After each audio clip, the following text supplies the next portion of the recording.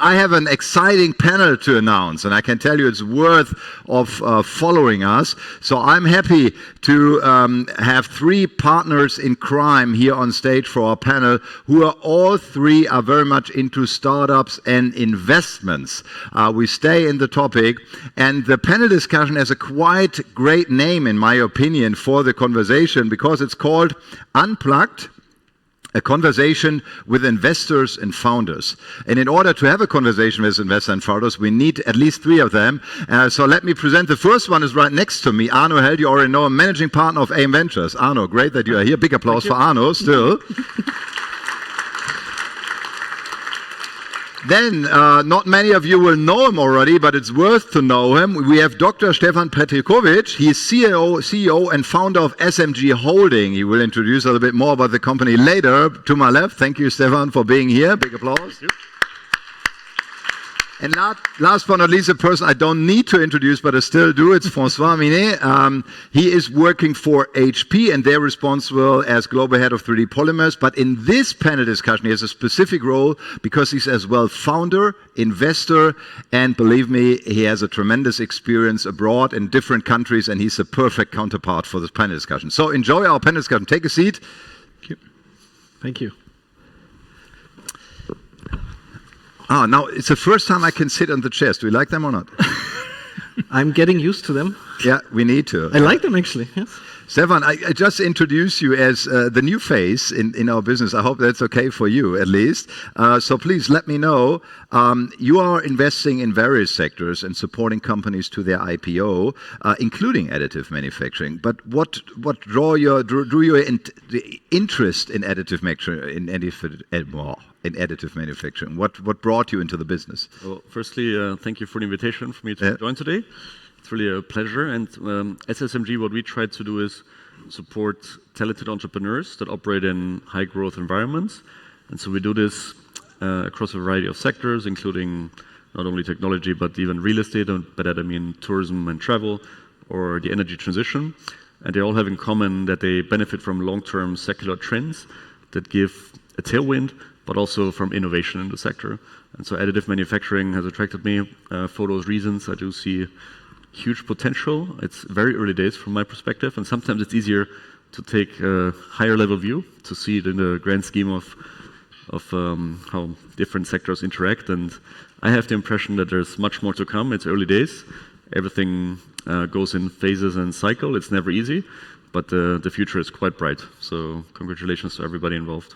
Very good. What a fantastic statement for the beginning, Stefan. Thank you so much. François, I mean, I mentioned it at your introduction. I've read you lived in, 12 countries in the meantime, so probably, and you worked for roughly 20 years in the industry already, so, or even more, I don't know. So you're quite experienced. What do you think regarding the startup ecosystem? Are they differing internationally, and what, based on your experience, were the difference, and are there specific reasons where you think it's better for startups than others? Yeah. So I had the luck to create my startup in 2014, and then I sold it. And after that, I kept the money to invest in other startups. So that's why I follow the ecosystem closely. But I think, especially in additive manufacturing, you have to go before 2022 or 2023 and after. And it's not only, I think, for all venture capital and for all startups, the money, it went dry, the markets went dry, but especially for additive manufacturing, because somehow the startups were over-promising and selling some dreams. Valuations were totally ridiculous before 2022. And then when the cash is scarce, then everything went down. So the VC market is very difficult at the moment for any startup. But I would say we made it more complicated for the additive manufacturing because we overpromised. So not only there's no cash for startups, but especially not for additive manufacturing companies, because basically everybody saw all this huge valuation crashing. So then everybody says, so why there? So if you have just a technology, it's difficult. I think you need to change the focus, and we can talk more about that. That's a very good one. So Arno, I mean, you have, as François said, also a very international focus. It's not that you're only investing like in Germany or Europe, so you're worldwide active. Where do you see regional differences, especially as we were talking next step about finding solutions in terms of mindset and probably business approach in the different regions, and how does that affect your investment decision?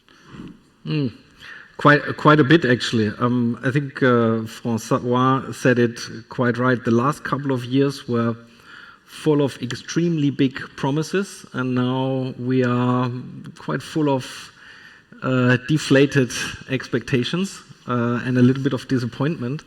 And what we've seen, from a VC perspective, I've been doing this for 9 years now, and we are invested in 6 different countries on 3 different continents, and therefore we can see different mindsets. And when I look into Europe, which is my home turf, I'm a laser technology engineer myself. European engineers are perfectionists. They want to eliminate every single risk and develop a technology to perfection, and that brings the risk of waiting too long to bring something to the market. But we know when it's in the market, typically it's pretty damn good. It works pretty well. Sometimes it's too late. When we look across the pond to the United States, it's almost the opposite. There is some great engineering as well. Don't get me wrong. I don't want to bash that side. But what American or Anglo-Saxon companies are extremely good is selling their technology, bringing something to the market, product market fit, making sure that I only develop something if the customer demands it and when the customer demands it. And that has a risk of sometimes over-promising, because technology is sometimes also released a little bit prematurely. And the last years were extremely dangerous for this, because we saw it was an IPO climate. Everyone wanted to go public, ideally via spec vehicles and at an extremely ridiculously high price. And especially those who did not have a ready technology available still did this step with an immature technology. And unfortunately, now they are paying the price for this. And that's not great for our industry. But I think it's extremely necessary, because finally these expectations are coming down and we can cut out the bullshit. Incompetent investors have left. Now we can focus on building something up based on solid ground, and I think that is extremely important. So it's basically mixed, if I understood it correctly. We had on the one side the mega high evaluations in the States, where sometimes a little bit the expectations were too high compared to the foundation behind it. On the other side, we have probably a little bit of risk aversity here in Europe.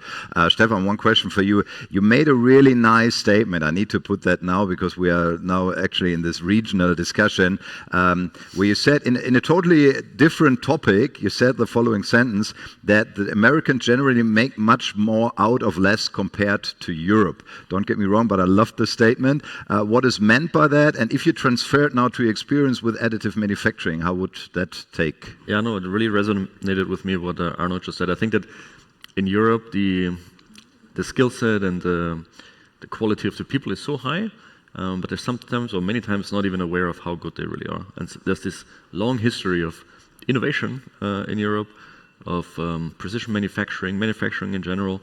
And I feel like Europe is kind of like falling behind, that even though the ingredients are all there. So people should, I think, learn from the Americans in a way that you should be, more willing, more proud to say what you have achieved and what your product can do.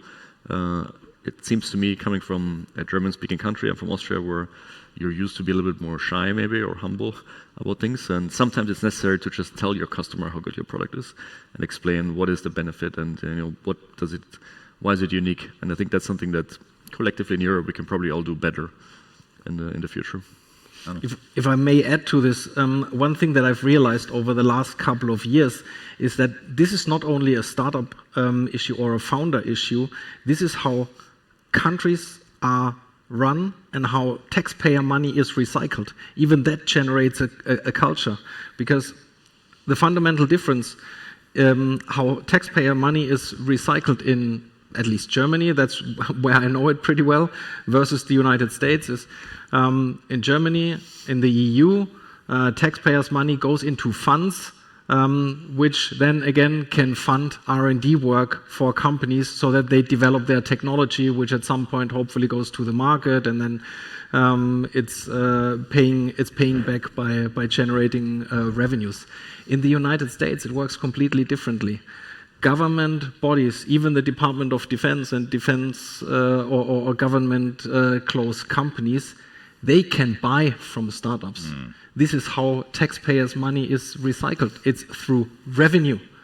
So startups have to have a technology and have to sell it to the government. And then they can return it with very generous government contracts. But that's the fundamental difference here. This is what makes us very slow and risk-averse. Here, R&D is funded. There, you can generate revenue if you have something developed that is ready to be sold. Which is the main topic, François, because this is what you mentioned before when we had our pre-discussion. Like, it's not about talking about a technology, having a nice idea. It's more about problem solving. If you take this into consideration, how does that fit in this topic here? Yeah, so I think we're very good, I was mentioning earlier, we're very good in creating a problem that we solve. So instead of developing a technology which really solves an existing problem, we are trying to pitch something and pitch a problem which doesn't really exist. And we need to really think what's the problem we're solving, and also to be much more application specific. I think that's important. I just saw the AM Power graph with the technology companies. We have 600 technology companies, so printing technologies for a market which is 10 billion big.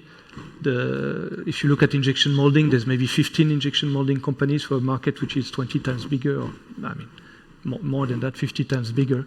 So we don't need, if your technology is not 10 times better, then it's not worth it. Then it's much better to focus on application and really look, what do I solve in the application? And actually that's going to be where AM is going to really strive, is when startups will no longer mention that they're using AM. It's like you're solving a problem. And I take the example, I was visiting an eyewear company in Korea. I really liked it. It's not known. Nobody knows they do all their eyewear with AM, all of them. There are 10 shops and they're raising money, they're talking to their customer. You'd never see additive manufacturing mentioned. And that's what makes it successful, I think. Yeah, very good. Stefan brings me to the next question. How do we get to the point, because Arno talked about how tax money is invested, and this is a combination in my opinion. So if the companies would have a solution that might be attractive for corporate, then they would invest. Why do you think corporates, especially in the European area, are not investing so much in startups like in the US with contracts?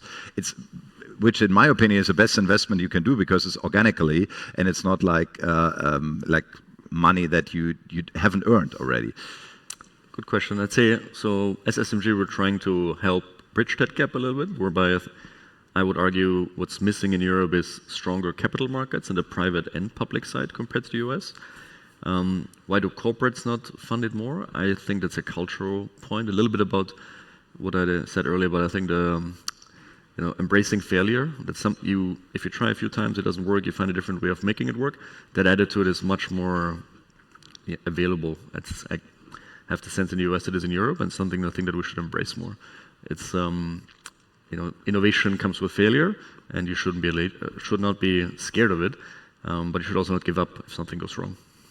Okay. So there's a different culture in this, François? Yeah, I just want to add something. I think there's this always this difference. So the way startups feel that corporate treat them is a bit difficult. I mean, just to give you an example, when I had my startup, I was actually solving a problem for a corporate. And if you solve a problem for a corporate, when I went to them and say, are they interested to buy my startup, the discussion was like 5 minutes. Like in 5 minutes, say, okay, yes, we're going to buy it because it makes sense. So, but I see many startups who are actually disrupting a corporate, take the example of eyewear. If you're a 3D printing eyewear company, I don't think, and you're kind of disrupting, in this case, a big Luxottica, for example. Don't try to go and sell your company or get funding from them. They will not. And they will only do it the day that you have really demonstrated, and then you become a threat. But you need to be serious about it. It needs to be, they need to see you as a threat. So that's maybe the two cases. But if you come and solve a problem, they will invest, they will buy your company, they will buy your product. So the relation is better than what many think. But you need to come with a good argument.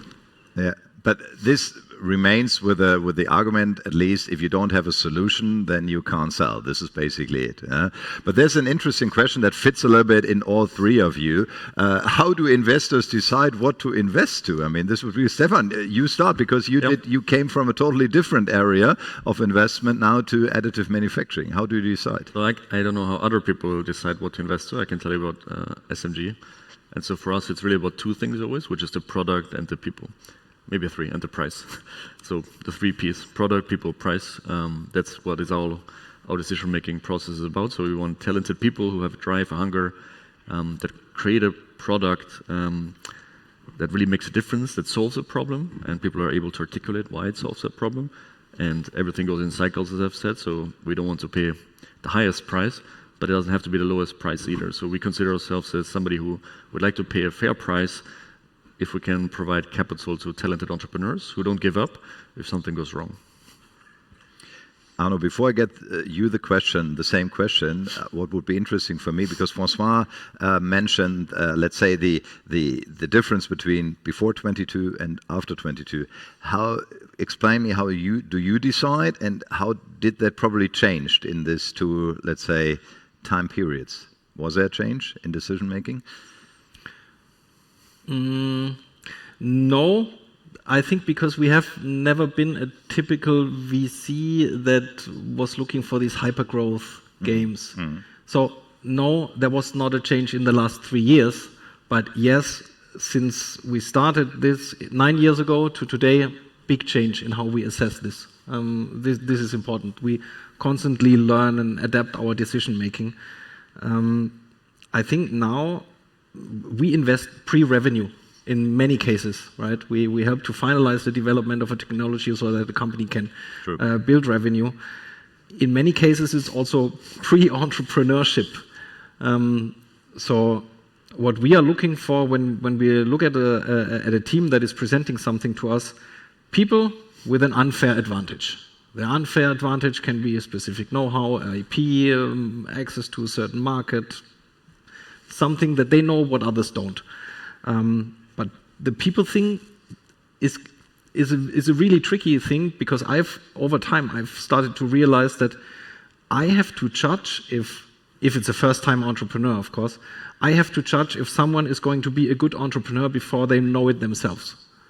In the early days, we had the situation where we invested in teams that realized that they really never wanted to have outside money. It was a big mistake for both of us.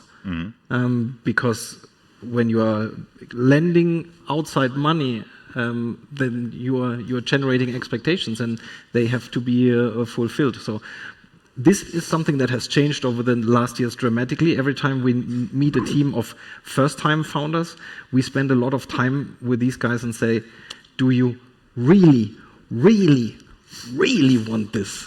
Taking outside money. Because a company, you can bootstrap a company. You can feed a family. You can feed many families without investors. You can even become rich by bootstrapping a company.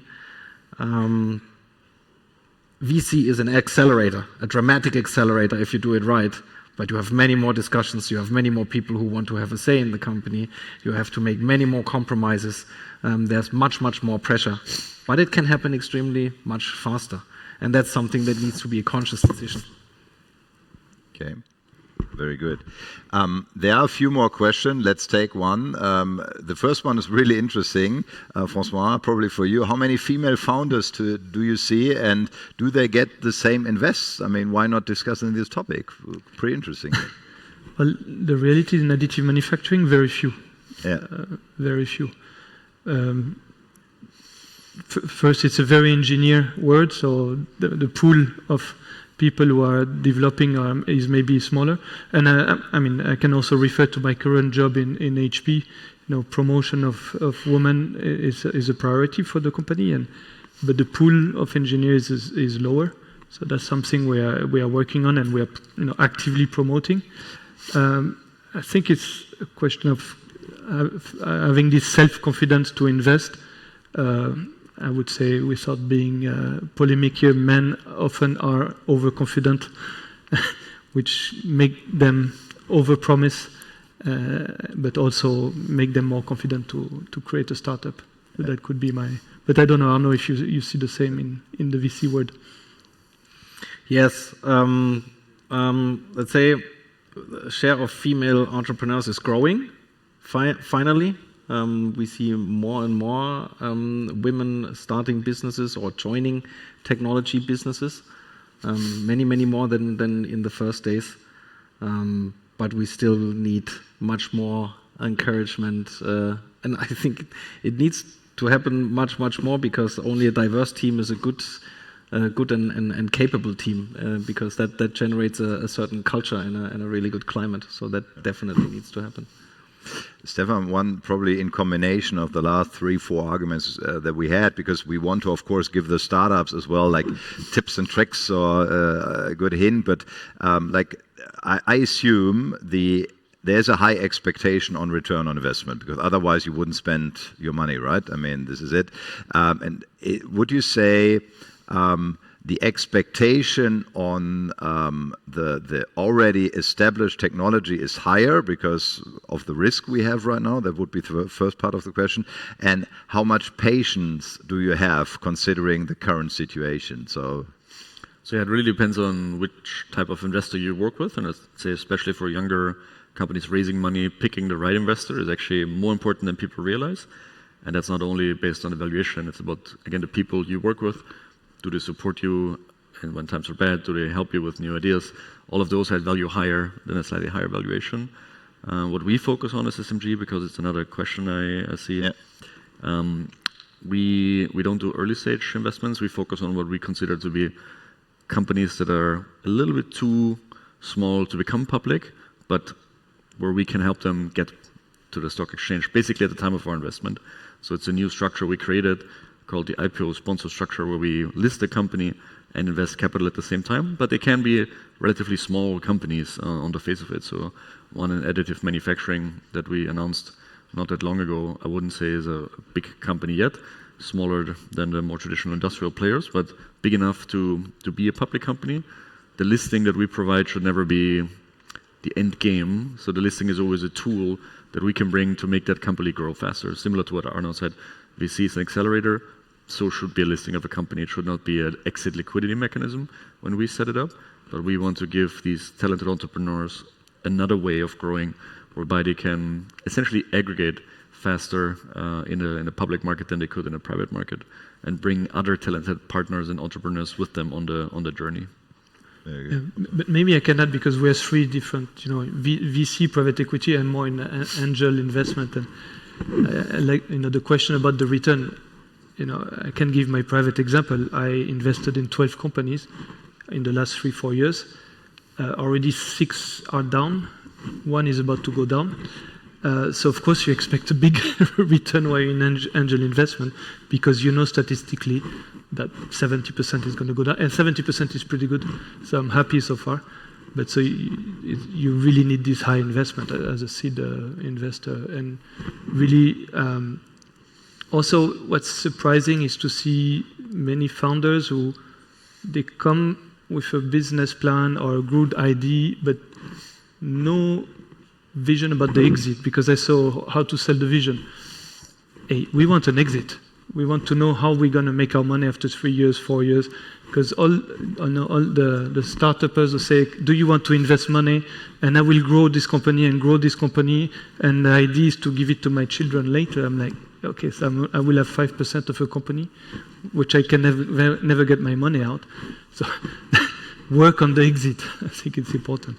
Which brings us back to find a solution for the client you want to sell to in order to earn money. So it's worth it to buy you. And this is where you come to place again, because as you said, you have a little bit to sometimes to decide, is it an entrepreneur or is it not an entrepreneur? Does he want to be or she to be an entrepreneur? This is basically it. So are they aware of that ROI thing when you start talking to them? Because I sometimes as a consultant have the perception not. Yeah, you talk to them and the technology is great and you're like fascinated and everything, and they probably have a plan for the next 2 years what to elaborate, but the money thing is probably not the best one, right? Yeah, it's also I think it's a cultural thing somehow in the US. Everyone that pitches to you in the US, of course, we want to make money, we want to become rich. That's very clear. We have to earn money because we are borrowing money, so we have to give more back. In German-speaking Europe, there's always very often a culture that some people are ashamed to tell people that they want to become rich and that they want to earn money. It's that you don't talk about this. It's sometimes really weird, yeah, and yeah, especially when you're investing pre-seed or seed stage into founders. Very classic case. Great technology looking for an application. I have developed something in my lab that does something really cool. I don't know what it can do, but it does something really cool. They don't really think how they can earn money with their invention. And that's an education process. And in many cases, we send them back. We send a rejection email, but we give very clear feedback on what to work on. And it has happened that we have invested in the next round when the founders had a much clearer vision and they realized what they have to work on. So it's not a hopeless case. It's a matter of education. Talking about education, we are at the end of our panel discussion, so let me quickly sum up, especially for the startups under us, in order as a takeaway. So first of all, find a solution for a problem that the customer is willing to pay money for. I think this is a basic principle that we had here. So when you ask for how to send the vision, the first thing you should do is, can the vision turn into money? This is something really interesting. Next one would be, I mean, you see here 3 investors, and at least from my perspective, all 3 of them are willing to give you an advice or at least give you a valid feedback that will help you definitely in taking your own decision. This is what it's all about. We have discussed the cultural differences, but what I really like, there were 2 different perspectives. The one might be more ambitious and pressures, but sometimes a bit over evaluated, let's put it that way. On the others, take a little bit too long and find the perfect solution. So it's always a mix. Okay, let's put it that way. And the last final statement, and you can correct me at this one just by saying no. At least I had the feeling we are still looking into a promising future. Can I confirm that? Yeah. Otherwise, you won't give any money, huh? Right? Okay. Thank you so much. Big applause for the 3 investors here on stage and founders. And thank you. It was a great experience. Thank you. Thank you, Stefan. Thank you, François. Thank you, Arno, for being our guests here today. Thank you.